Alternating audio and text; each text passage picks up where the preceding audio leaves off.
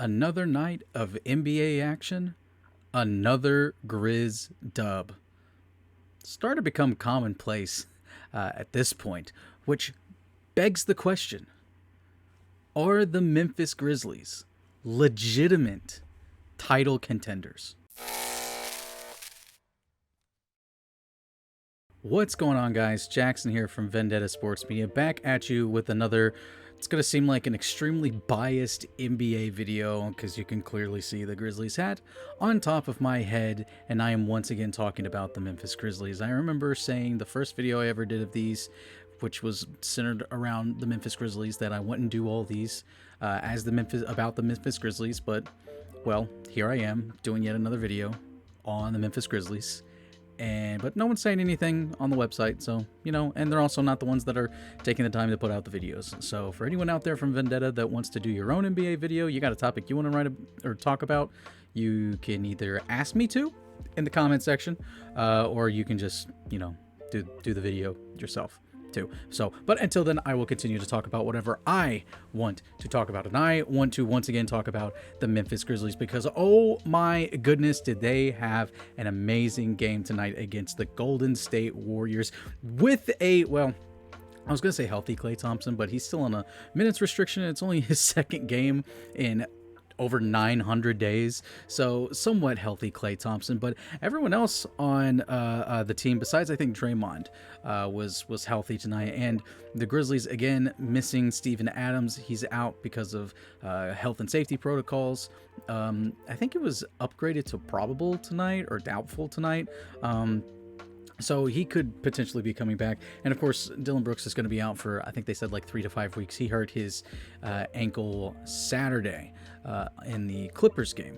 But what an immaculate game by the Memphis Grizzlies this was. I mean, all around, like even the Warriors absolutely played fantastic. There was a lot of plays tonight that had me like, oh my gosh, that was really nice. Including there was one where Gary Payton caught a lob, and it was just it was nice looking. It was nice looking. A lot of just back and forth all night. Grizz would build a lead, Warriors come back, they build a lead, Grizz come back and forth again down to the wire. Ja is able to ice it. Tyus Jones hits a couple of key threes to push the lead forward to keep it going in the Grizz favor. Grizz end up winning the game 116-108. Just a quick rundown of the box score. Another great night from Curry. 27 points, a triple-double actually, 10 assists and 10 boards. Shot 9 of 10 from the free throw line, shot 2 of 9 from 3, so that was kind of key. Zaire Williams, the rookie out of Stanford, who he had the unfortunate draw tonight of having to guard Curry a lot, and I honestly think if you're able to hold Curry to 2 of 9 from 3 and under 30 points, even though he got a triple-double, that is a win because he couldn't find a rhythm from deep, and so you won the game because of it. And that's how you've got to beat the Warriors. That's always been the strategy, and that's the strategy now. You just got to be able to get Steph just a little bit out of rhythm so you can hang in there and get the dub, and that's exactly what the Grizz did tonight. Klay in his second game back, 14 points, 5 of 13 from the field, 2 of 5 from 3. Really only other notable performances, of course, Andrew Wiggins felt like he started out kind of hot and then he kind of cooled off as the game went on, but he ended up with 13 points, 3 of 6 from 3, 5 of 12 overall from the field, 4 boards and 2 steals. Gary Payton II, 13 points. Jordan Poole, 12 points. Both of them only hit 1 3 each. Warriors as a team shot 13 of 36 from 3 and 35 out of 82. So they shot 42% from the field, 36% from 3. Grizzlies, again, Ja Morant, amazing night. 29 points, 8 assists, 5 boards. Just looking at the box score here, man. Of course, I am a big Grizz fan, so I'm happy with a lot of these performances. Jaren, solid offensive night. He was in foul trouble a lot, so he didn't play a whole lot, but still a great defensive performance. 3 blocks. He had 11 blocks in 2 games on Saturday and Sunday, back-to-backs in LA. Absolutely amazing performance from him during that stretch and tonight as well. Zaire Williams, I want to say this is a career high, 17 points. I think that's a career high. 3 of 7 from 3, 6 of 12 from the field. Brandon Clark added 14, and Tyus Jones added 17 points off the bench, including 5 of 5 from 3. And again, they're still missing Steven Adams, who's vital in, running the offense, setting screens, getting boards on the offense and defensive side. And then Dylan Brooks, who can get hot at any moment. He can shoot you out of games too, but is one of the top defenders in the league. Definitely. He's at least one of the pesty defenders. He gets under your skin, and I greatly appreciate that. So the win tonight puts Memphis, their season total right now, 29 wins, 14 losses. They've won 10 in a row and are now 3rd in the Western Conference. Their last loss was December 23rd against the Golden State Warriors. That was the last game of a 3-game skid that they had to 2 sub-500 teams with Portland and OKC. And then ever since then, they have beaten Sacramento, Phoenix, Lakers, Spurs, Nets, Cavs, Pistons, Clippers, Lakers again, and then Golden State. What a run. And because of this 10-game run that they're on, because the Grizzlies have won 20 of their last 24 games, a lot of them even being without Ja Morant. This massive stretch of games that we're talking about, a lot of them Ja Morant missed because of injury and because of COVID protocol. Because they are gone toe-to-toe with the top teams in the Eastern Conference and the Western Conference, and they continue to come out on top, or even in games that they've been losing recently, they've been extremely close. And because Ja Morant is playing at a superstar level, his numbers are matching that of MVP Derrick Rose, and because of all of the supporting cast that, despite injuries, despite COVID protocols, continue to find ways to win. People are starting to ask the question, are the Memphis Grizzlies legitimate title contenders?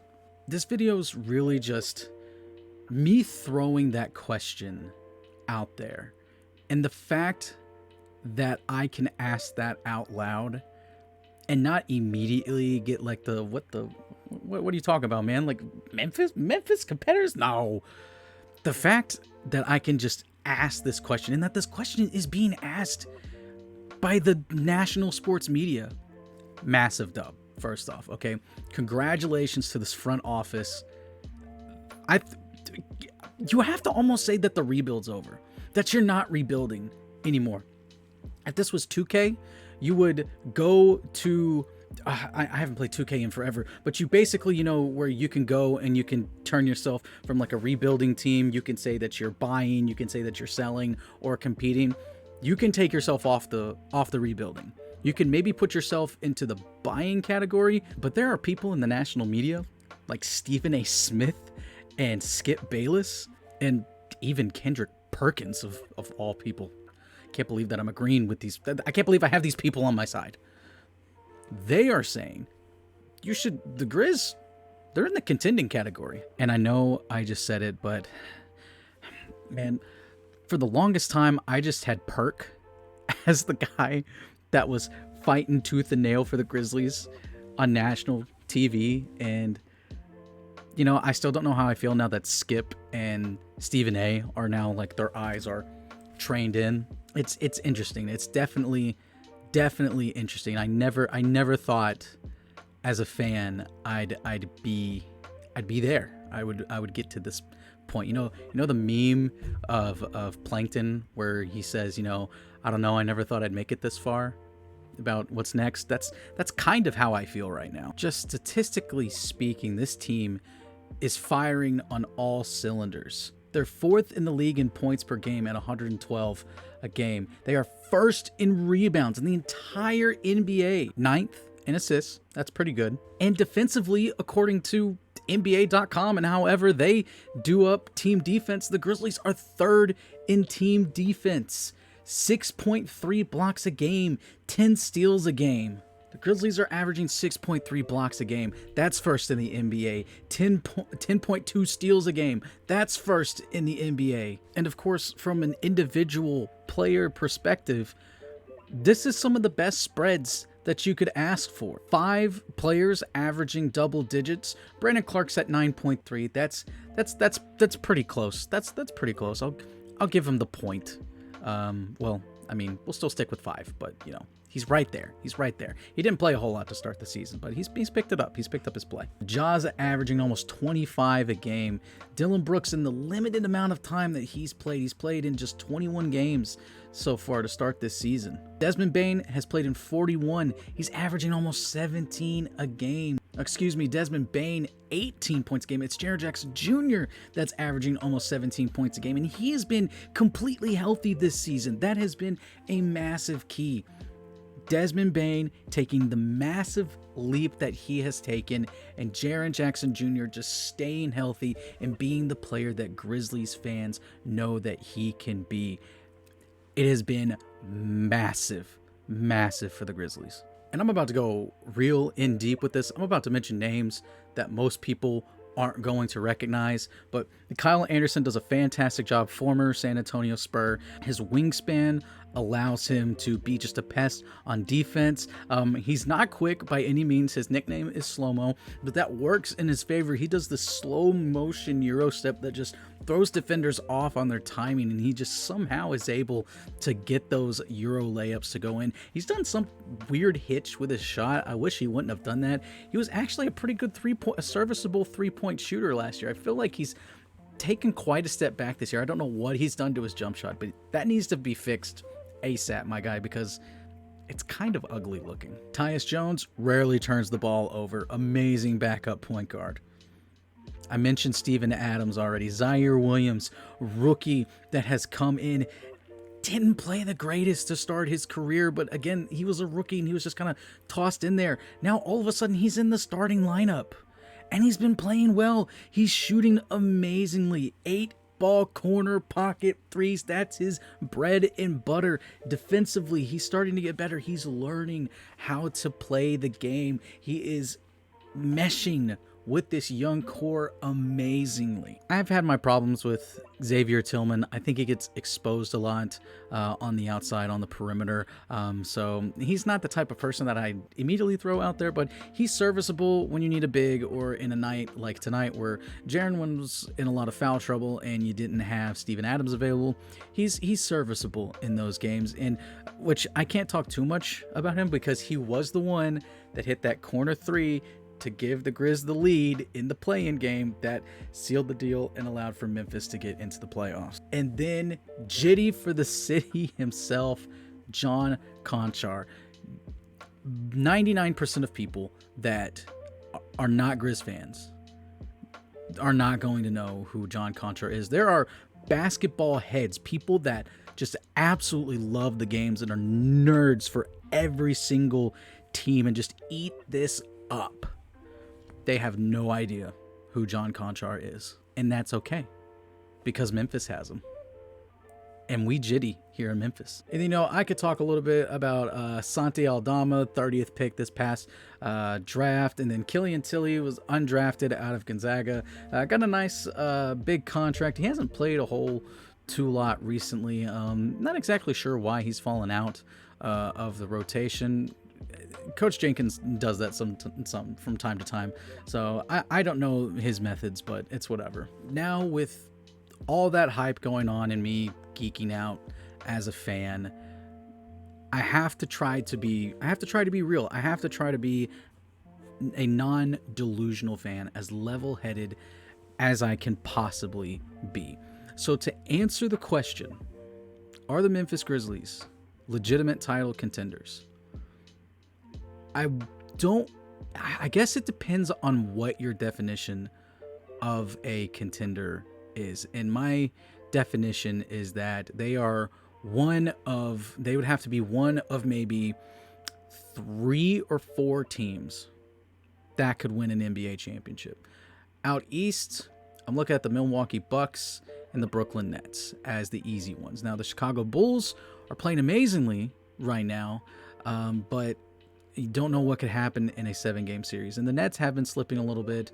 The Bucks aren't too far behind. I know they've had to deal with quite a few things going on this season, but, you know, you can never count them out. In the Western Conference, you obviously have the Phoenix Suns. They're defending Western Conference champions. They made it to the title last season. That kind of they're almost kind of grandfathered into the idea of being contenders because they legitimately were there last year.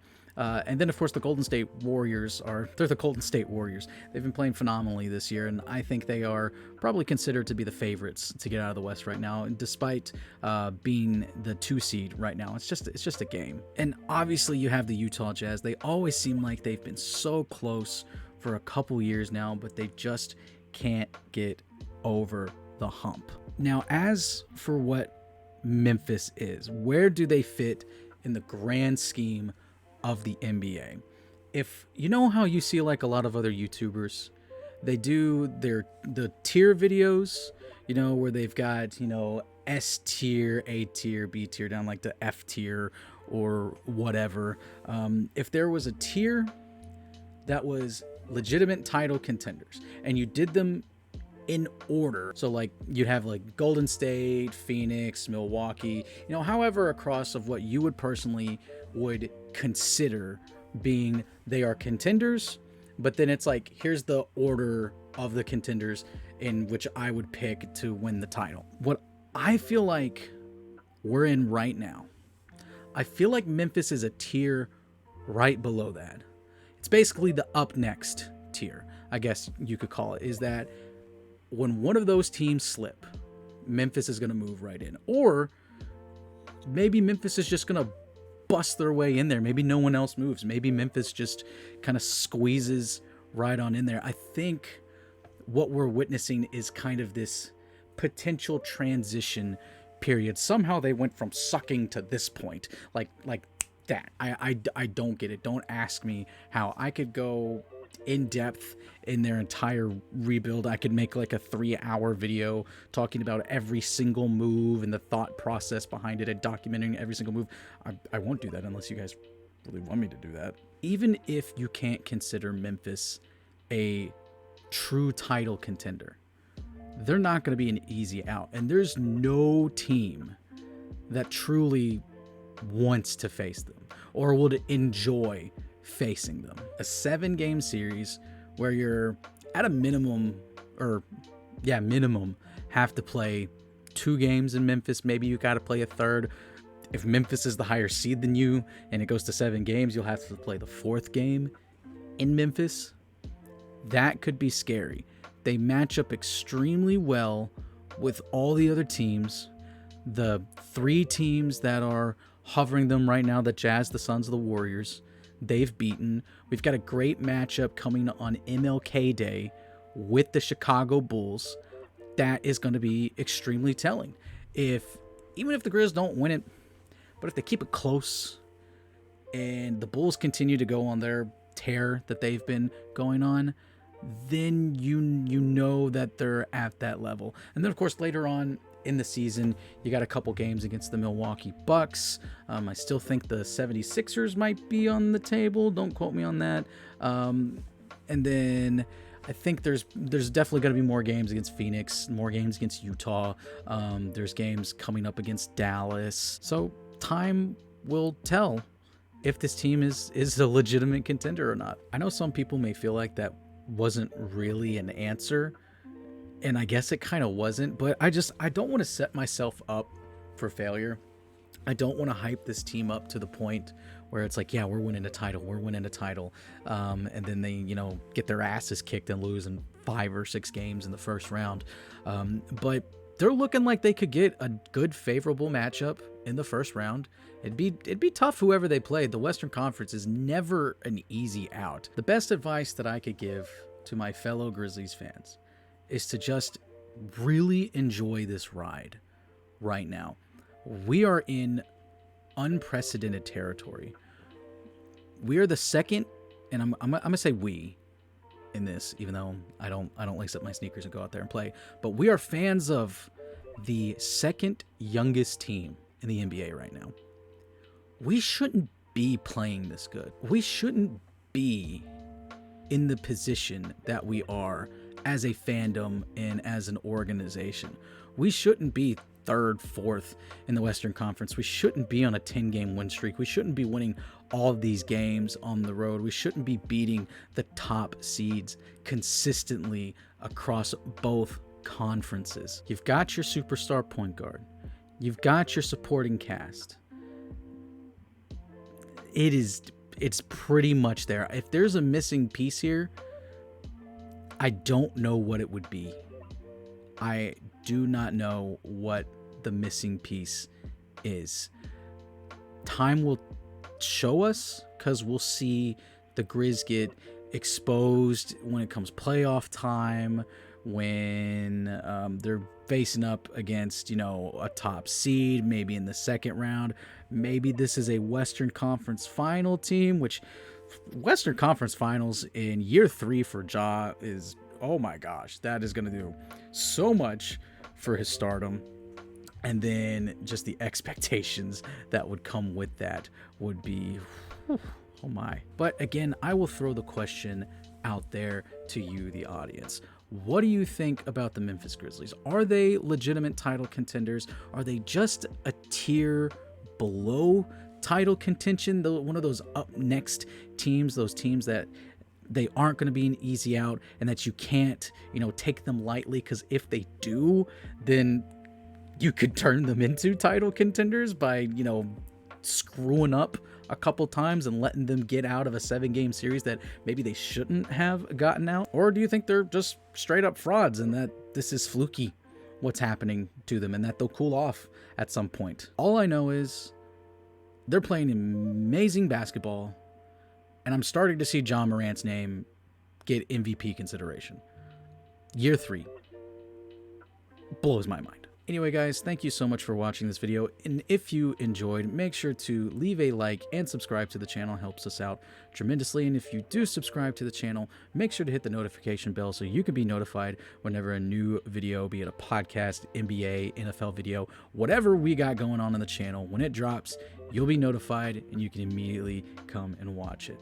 This is Jackson Law from Vendetta Sports Media signing off, and I will see you guys next time.